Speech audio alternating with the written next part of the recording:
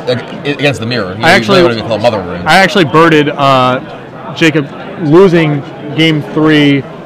Losing games 2 and 3 to Dan Jordan at the Legacy Grand Prix playing for top 8, in large part because of Dan Jordan's gut shots. Yeah. Just broke up his mana creatures, and Kory's draws couldn't really function without them. So it's possible based on that experience, Kory's decided to incorporate them himself. Sure. All right, so you're going to have Phil Renaud on the left of your screen, Jacob Kory on the right of your screen. Phil is playing Esper, while Jacob Kory is playing...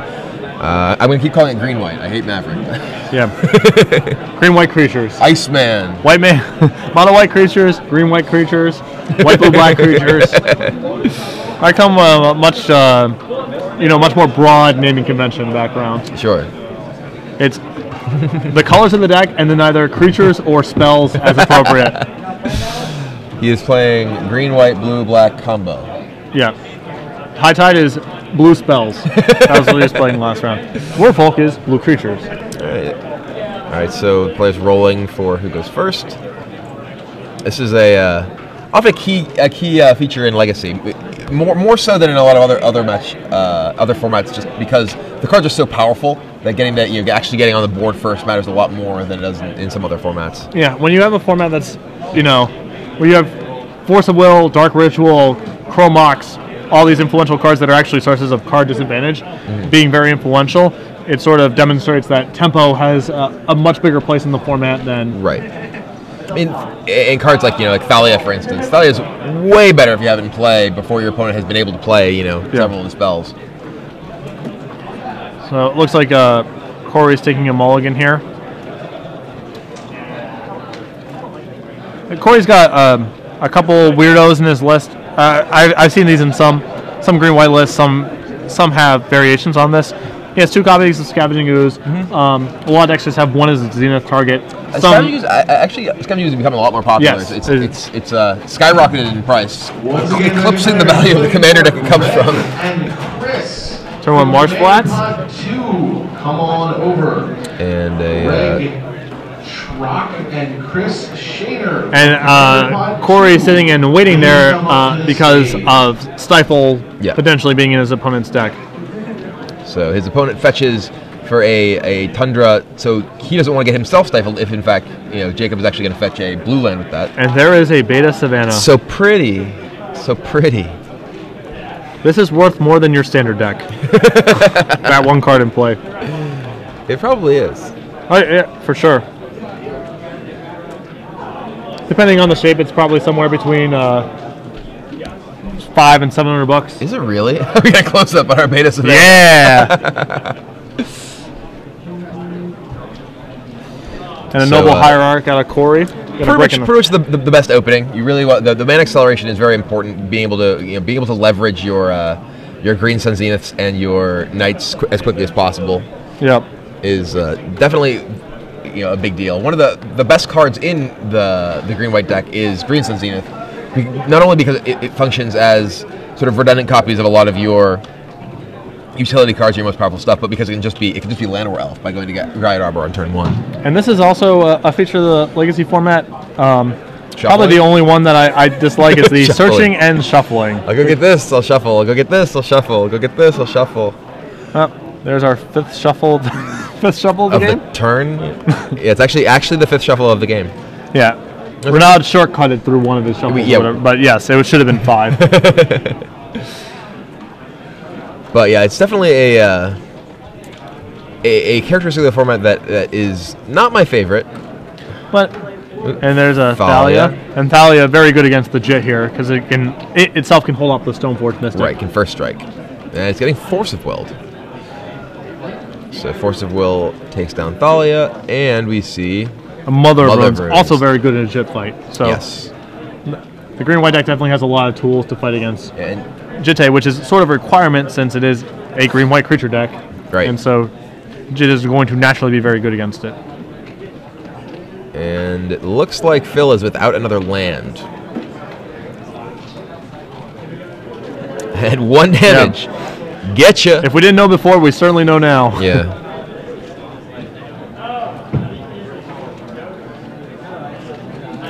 A Dryad Arbor. So It's a Scrib Ranger. This is a kind of a complicated card. It's a 1/1 flash pro blue flyer, and he can return a land to his hand to untap a creature once a turn. With Noble Hierarch, that can end up producing a significant amount of mana. With Mother of Runes, it's especially good because you can actually protect your creatures multiple times in a turn. Yep. Often a player who's trying to combat Mother of Runes needs to use a removal spell, then when they use tap the Mother of Runes to protect itself, use the other removal spell. But if you actually have Scrib Ranger, you're able to protect it twice. Ooh. Wasteland. That's going to be brutal. So Wasteland goes to take out Tundra. That's going to bring a Jit into play. Yeah, Jit comes into play. But Jacob looks like he has a Pride Mage in his hand. And a Terravore, which is going to be gigantic. Yeah. Oh, and looks like there's some sort of confusion. Oh, I think because he floated a mana, and I assume Jacob said declare declare. Yeah, it backs him out of his out of his. Right. Yeah, it basically kicks it back to Kory's first main phase. Yeah, that's correct. So how this works is Jacob wastelanded the Tundra, and Phil floated the mana. Jacob said he'd like to declare his attack. So Jacob responded to that by putting Jitte into play. However, because Phil has taken an action, Jacob is put back into his first main phase, so he's able to play the Kasali Pride Mage. If Phil had just let the mana go, then he would not be able to go back to his main phase. He would be in his attack step and unable to play the Pride Mage before attacking. Although Renaud basically just needs to put his Jit into play because he's losing his white mana. He has to do that. So that's not a mistake. That's just of course. No, this isn't a mistake at all. This is just sort of explaining how these sort of rules work. It seems the players are clearing this up with the judge. Yeah.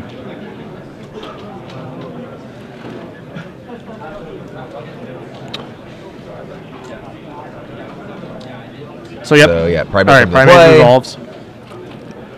And we're going to see a Scrib Ranger get in. That's a 3 spot there. 2 Exalted triggers. Exalted is actually a very powerful mechanic.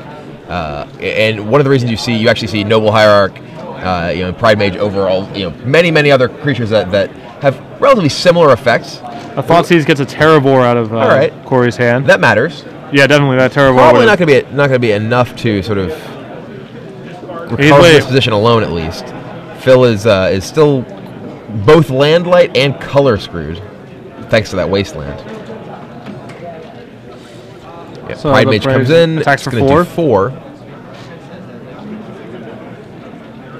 Just a Heath for Kory, but still looking very good. He's got the Jit covered.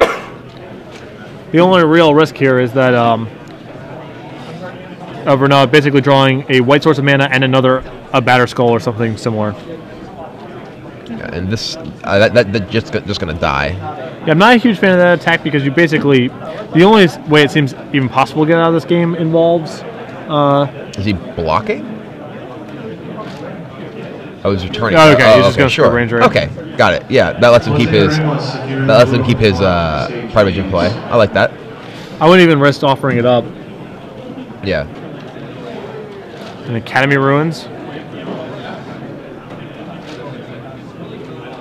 It's not really what he's looking for. Not. It's another one of those those lands that people play because it sort of seems free. It's like, oh, I can play so many colorless sources in my deck. It is not. This is the only colorless source in Phil's deck, but you need your colored mana. It's hard to play the game when you can't actually cast your spells. Yeah, I put a pretty big. Anytime I'm sort of looking at these decks or thinking about building them myself, if I am looking to add colorless lands to a deck that is already susceptible to Wasteland, it requires a pretty high barrier. Right. And just, he has a singleton intuition so he can engineer some situations. Yep. But on the balance, it's, potentially just not worth it.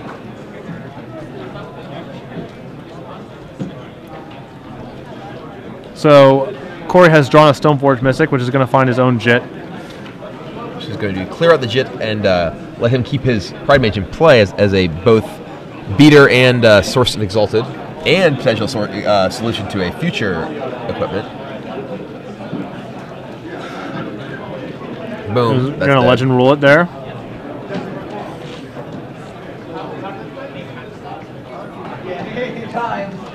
What are your thoughts on Stoneforge Mystic in the green-white deck? I really don't like it. I actually kind of like the fact that Jacob has only a couple copies. Sort of Light and Shadow is okay, I think. Jitte is the card that I really want. In my version of green white, I just play 2 Jittes. I don't have any Stoneforge Mystics, and I don't play any swords. I think that it's very difficult to actually afford the mana that you need to spend to commit to actually using a lot of these equipment, and against a lot of decks, you really need to be doing things that are actually proactive with your mana all the time. And Stoneforge, is a powerful card certainly, but it doesn't really set up, a great sequence of turns in terms of your ability to actually apply pressure to a lot of decks. So Renaud has a Lingering Souls, which actually buys a considerable amount of time on this board. That card does matter quite a bit. Interestingly, Kory, in this position, would have been better off having killed the Jitte with his Pride Mage and then playing his own Jitte. So yeah, it looks like we're going to get Scavenging Ooze, which is going to take care of the Lingering Souls in the graveyard. I like that. Yep. Yeah, there's so many applications for Scavenging Ooze. We heard people talking about how Tarmogoyf is sort of this hallmark creature of Legacy and Modern and whatnot. There aren't even Tarmogoyfs in this deck. Tarmogoyf has gotten so outclassed by the utility of creatures like Scavenging Ooze, and even in terms of the potential size of a creature like Scavenging Ooze. Oh, we're taking with everything. Yep, we're just going to alpha here. The Scrib Ranger provides a lot of insurance from this attack going too badly. So if he puts Stoneforge in front of the Dryad Arbor, he can just bounce it. So, yep. So here, Phil's going to take 1 damage, lose all of his guys.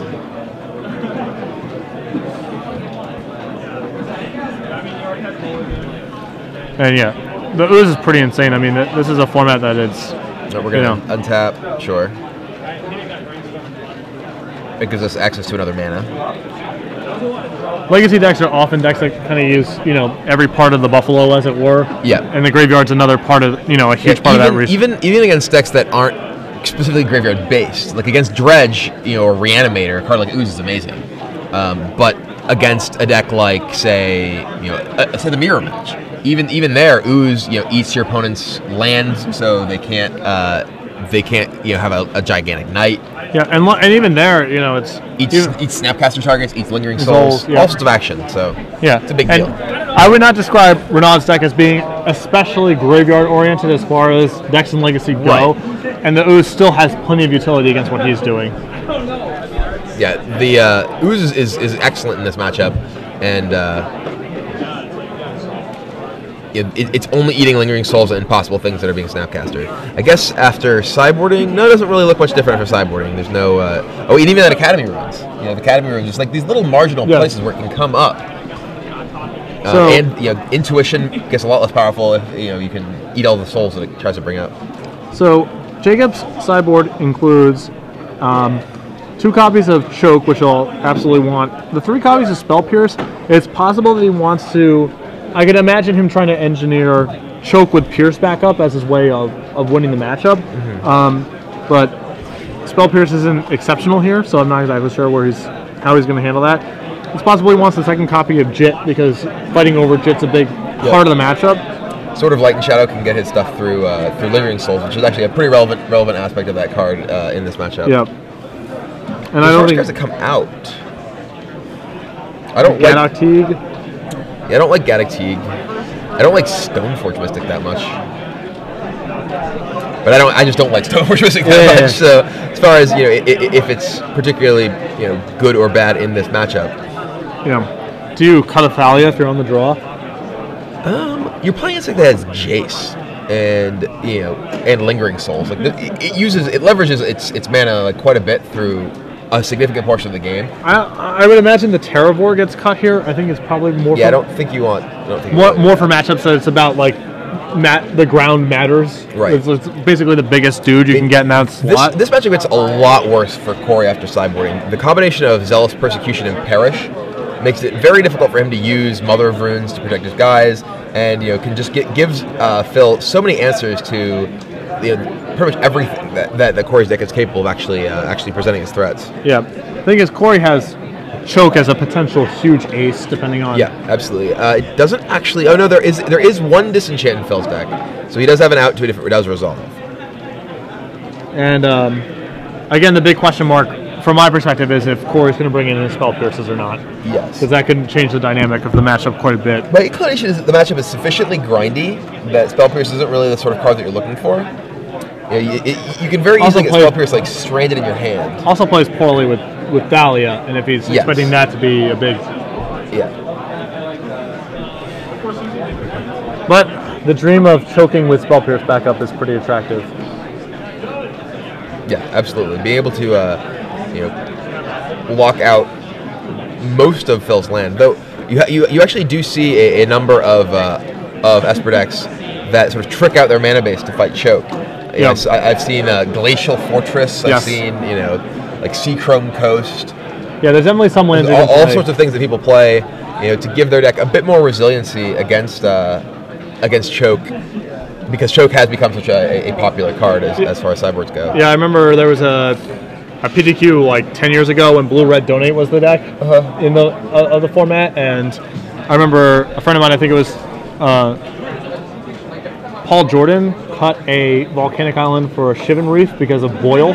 Sure. Like, I cannot believe the format has gotten to this point where we're cutting Volcanic Island for Shivan Reef. We actually played in the Pro Tour, New Orleans. We actually played no copies of Volcanic Island, I think. We played... It may have been...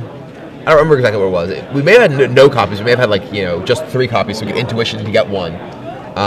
And we had Ruination in our sideboard. That was my first PT. I remember that.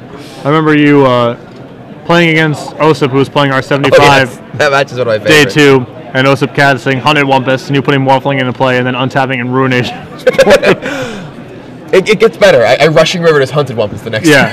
Wouldn't even let him keep the Wumpus. Didn't even matter. You had enough mana to just jam your Morphling and untap and make it a 0/7, but might as well just unsummon the dude too. The best part of that story is that actually it began with him, me double mulliganing him. Yep. Him duressing and verdicting me.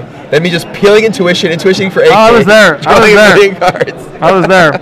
Adam and I were birding. We both missed day 2 with the same deck. Sure. And then you go to 5 and I whisper at Adam, this game's not even close to over, right? And Adam's like, yeah, I know. And then you just destroy.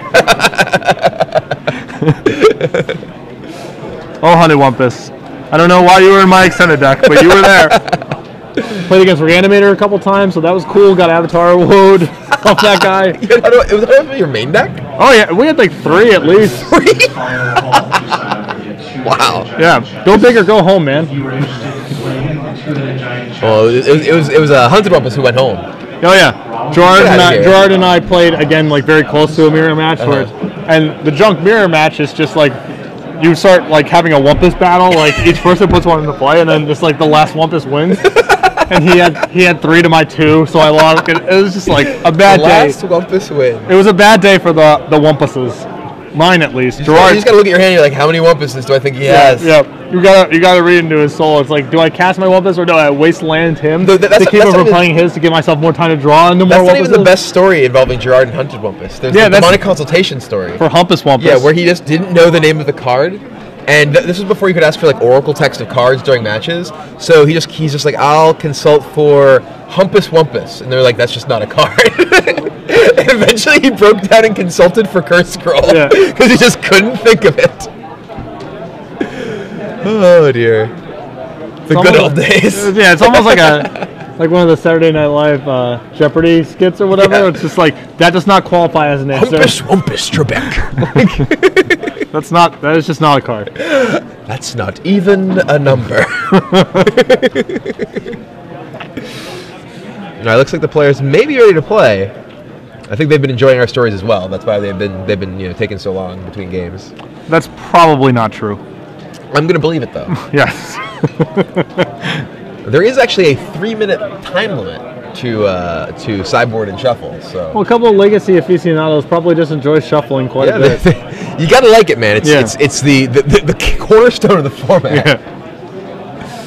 The most actual significant interaction, the pillar of the format, is Brainstorm plus Fetch Land. The most fidgety the most fidgety thing you can possibly do. Yeah, I'm gonna put this one back. Resolving a ponder, I guess, is equally as fidgety. It doesn't have as many moving parts. You have 2 hands of cards. Yeah, it's true. It's true. And then you have to decide if you want how you want to set them or if you want the mystery box. It could be a boat. It could be anything. All right, so both players look like they're keeping 7. Renaud leaves off with a ponder.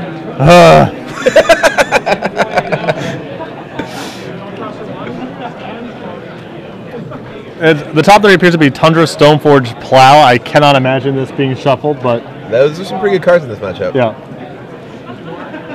All 3 of them pretty excellent.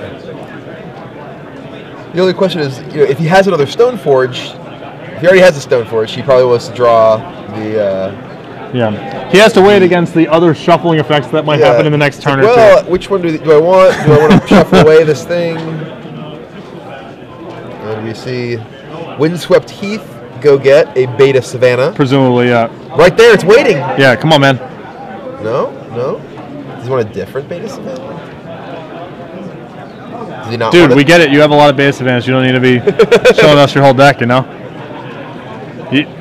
Basic Plains. That's interesting. I mean, the Esper control decks traditionally don't play Wasteland. Yes. So, I mean, maybe he's just not sure if his opponent is playing sort of the more traditional build, or just has a hand that has sufficient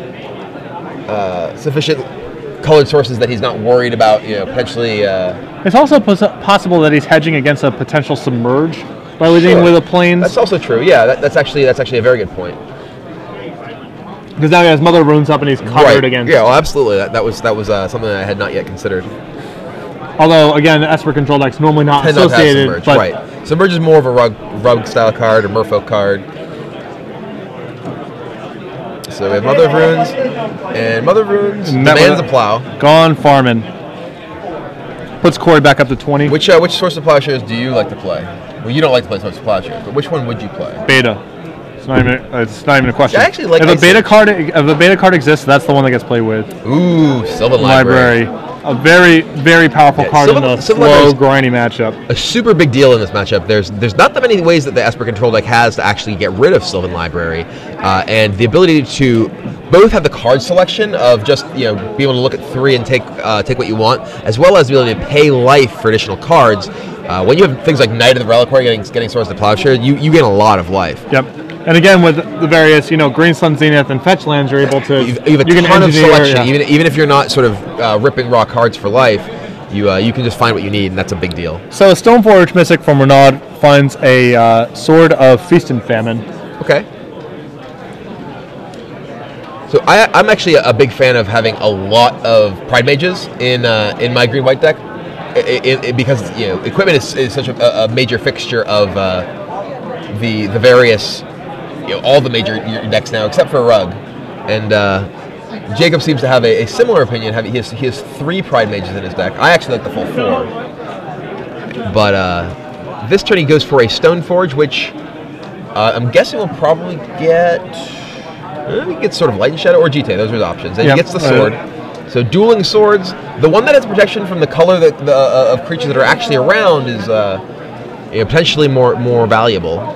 So Kory, I believe, missed his 3rd land drop and only took 1 card off of his Sylvan Library, which to me it seems like you just want to go up to whatever your max hand size is, even if you're planning on shuffling, because your life total is really not under duress in this matchup.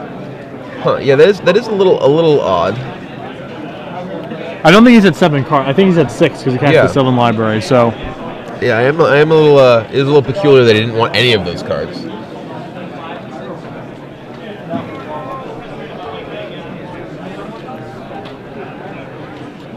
So Renaud thinking about his options here. Actually, the most common thing I say the turn after I play Sylvan Library is pay 8. Oh yeah. I love a pay 8. It's a little different here. If he was going to miss his land drop anyway, it's fine to not take everything and discard. Right, yeah. But I would probably just drop to 7. It looks like we're getting a Snapcaster on Plow. So that's gonna be a big deal. That leaves Jacob with the sword largely stranded in his hand. And there aren't many white creatures in his deck that can actually hold up to a sorted creature on Phil's side. So Phil's able to deploy that sort of Feast and Famine next turn, With one more land, he can put it into play with Stoneforge Mystic and equip his Snapcaster Mage and start going to work on Jacob's hand and life total. All right, so Jacob's going to pay 4 off the Sylvan Library, keeping a Savannah and a Greenstone Zenith. Okay. It looks like he's going to play a Knight. Okay. So he is exposed to the sword if Renaud draws a 4th land here. If Renaud has land Jace, this game is effectively over. Yeah. But he missed his land drop last turn, so without a 4th land, it's hard for his turn to be too devastating because he can't Stoneforge his sword out or cast the Jace that you're alluding to. Yeah. And it's actually really important for Renaud to have something either to kill the Knight or have his 4th mana, because this Knight's going to start spinning up Wasteland soon and take out all of his mana. Are these just attacking? Whoa. Oh, he's going to Zealous Persecution. He must have Zealous in his hand, so he's trying to bait the blocking. Okay, sure. Because Jacob has 1 land in his yard. So any block... Oh, he's going to block! Yeah, there's a Zealous. So we're going to see a trade here, which is... I mean, this isn't bad for Kory, because it commits Phil's mana on his turn. Kory, I believe, had another Knight in his hand. So... yeah, but I guess if the thing is, if Renaud is actually out, like if he doesn't have... a way to kill the Knight other than that exchange happening, untapping with a Knight is it's over. Right, but I mean, if Kory already has a Knight, and here he has a Wasteland, so he can I assume he's going to tag the Tundra. Right, so this gets Phil's entire turn, as well as the Zealous Persecution out of his hand, and Persecution can be relevant in future turns. So Renaud casting a Brainstorm, traditionally a bad sign here. It means he's to main phase it like that. It means he's digging for land or something. Brainstorm is typically a card that you want to try and maximize by waiting until the last possible moment to cast it. You want to be able to dig for exactly what you need rather than sort of marginally optimizing your hands. Yeah. And it looks like Renaud is putting 2 cards back. Does he have another land? He does. He has a Tundra. So the big question is, does he have the Plow to go with it? So we're going to spin, and then he is just going to get buried here under... We do know that Phil has that sort of Feast of Famine in his hand, so he is able to put that into play with that Tundra now, and Jacob actually needs something... I mean, he doesn't need something to stop it necessarily, because he has a Knight in play, but he would definitely prefer to not get hit by sword. Yeah, well, he can always Knight for Maze, no matter what. Yeah, he has that sort of insurance. Well, Maze is in his sideboard, actually, and I don't know if he's brought it in. I assume he had one in the main. No, Maze is actually only a sideboard card in his deck. Okay. And this is 4 mana. He doesn't have Elspeth. It looks like he's going to be Zenith another for Zenith for Knight. So this play, he's opening himself up to getting hit with a big Perish, but he is going to Wasteland. Yeah. So the question now is if he's I think he Wasteland Black Source. If Perish is on his radar. He Wastelands Tundra. Oh, okay, he doesn't. Oh, yeah, he's getting the seat. Yeah. So now Phil has to both draw a Black Source and have Perish in order for him to really get out of from this position. Otherwise, he's going to be getting crunched by those Knights. They're both going to get Wastelands next turn, and he's going to have 0 land. Yeah, so then at that point, he's just hoping... Like, at that point, I mean, the sword's not going to be close enough for a race because the Knights are going to start hitting for a million. The Knights are just monstrous. Knight of the Reliquary has +1/+1 for each land in your yard, so especially as they start working and fetching Wastelands, every time you sack a land to get a Wasteland and then use your Wasteland, you're adding 2 to the count. Also, Kory has a Pride Mage in his hand, so he still has insurance against the sword. Yeah. So things are looking he's in a pretty dominant position. This is going to be spin for 2 Wasteland, full mana, spin for 2 Wastelands, play Pride Mage, kill your sword. We're done. Yeah. Looks like he doesn't want to pay life here because he's under a little bit of pressure, no real reason. He's gonna play the Pride Mage. He's just gonna bash him. I don't know about this. Yeah, it feels like I would eat all his land. If you Wasteland, yeah, because now Black Source plus Perish and he actually might lose. I would certainly just eat his lands. Yeah, there's no way how he on earth does he get 0 out of lands that? against 2 Knights. I mean, I don't think he's going to win anyway. But he definitely opened himself up to. Right. I mean, even here, like if Phil has a plow, like he doesn't necessarily win this turn and still has the turn where he can get Wasteland, he can get Perished.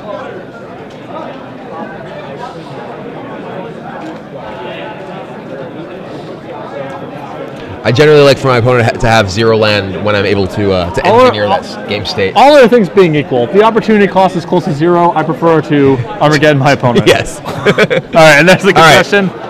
Knights are still insurmountable, despite the couple of land Phil did have left. And Jacob Kory wins, and I believe advances to 4-0. Yes. So we have 8 total rounds.